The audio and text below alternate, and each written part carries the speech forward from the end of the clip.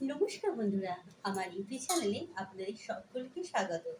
আজকে আমি আপনাদেরকে কীভাবে নরম ফুলো ফুলো রুটি হয় আমি এটাই দেখাবো। অনেকেই বলে যে আমার রুটিগুলো ভালো ফুলছে না কিংবা নরম হচ্ছে না।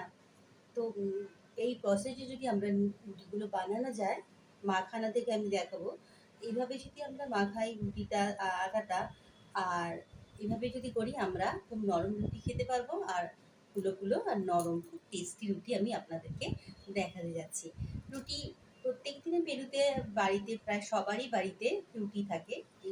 সকাল আর লাঞ্চে না হলেও সন্ধ্যে ডিনারেতে রুটি অবশ্যই থাকে। তো বন্ধুরা, আপনারা যদি রুটি খেতে যারা যারা পছন্দ করেন, রুটি যাদের নরম হয় না, তারা অবশ্যই এই ভিডিওটা দেখবেন, খুব ভালো লাগবে এবং খুব লাভ পাবেন। তাহলে বন্ধুরা দেখতে থাকুন আমি কিভাবে বানাচ্ছি। এখানে আমি কিছু আটা নিয়ে নিয়েছি। আটার মধ্যে যদি আপনারা নুন দিয়ে আটা রুটি খেতে চান তাহলে অবশ্যই একটু নুন দিয়ে দেবেন, আর যদি না নুন খেতে চান না দিলেও চলবে।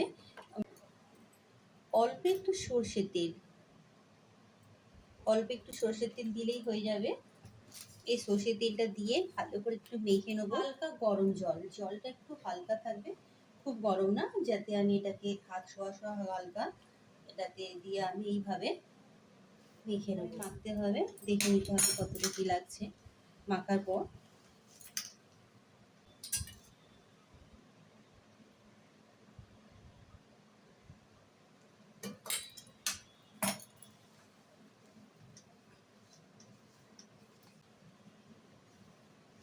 এটার মধ্যে আর জল লাগবে না এইরকম অবস্থায়। তো এটাকে এবার আমি এটাকে 5 মিনিট ধরে এটাকে মেখে রাখবো। 5 মিনিট ধরে এটাকে এইভাবে বেশ নরম করে সুন্দর করে মাখতে হয়, তাহলে দেখবি রুটিটা খুব নরম সফট আর প্রত্যেকটা রুটি একদম ফুলে উঠবে।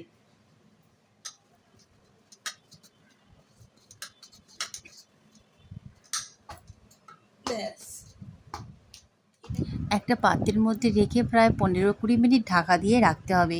ততক্ষণে আমি অন্য সবজি টবজিগুলো কেটে রেডি করে নিতে পারি। এই সময় রুটিটা বেলে আমি দেখাচ্ছি আপনাদেরকে।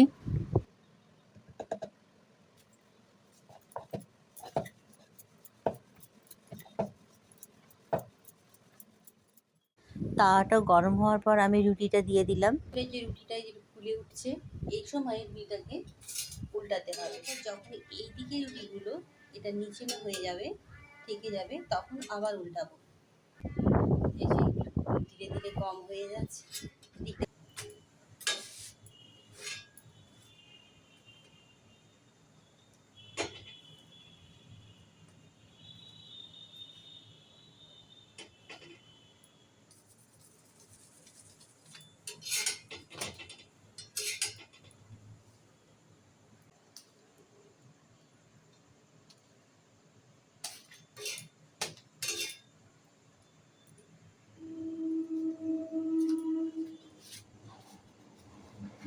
দেখছেন বন্ধুরা কতটা নরম হয়েছে আর পুরো একদম ফুলে গেছে, একদম মচমচে নরম রুটি। আপনারা দেখতেই পাচ্ছেন কতটা নরম হয়েছে।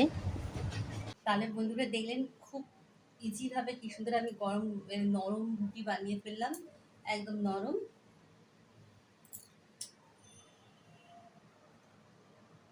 যাদের দাঁতে ব্যথা থাকে তারাও খুব পছন্দ করবে। ভিডিওটা দেখার জন্য আপনাদের সকলকে ধন্যবাদ। ভালো থাকবেন, সুস্থ থাকবেন। নমস্কার।